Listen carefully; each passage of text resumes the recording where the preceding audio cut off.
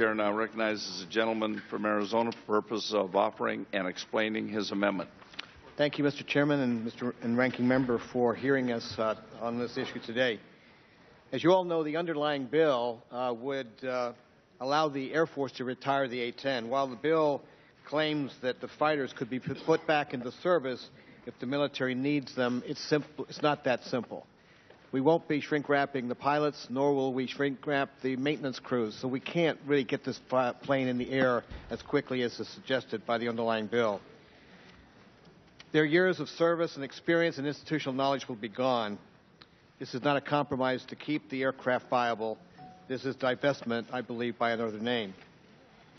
This is a proven platform to protect our troops in battle. In Afghanistan, the troops told me, keep the A-10 flying. At Fort Huachuca, those who came back from Afghanistan said, keep the A-10 flying. There is no other fixed-wing aircraft that does the job that the A-10 can do. So we really, Mr. Chairman, must take a look at this. Mr. General Odierno, just 2 days ago, in front of the Senate Armed Services Committee, spoke highly of the A-10. He said, I quote, they can see it. Soldiers like the A-10. They can hear it. They have confidence in it. Obviously, we prefer the A-10.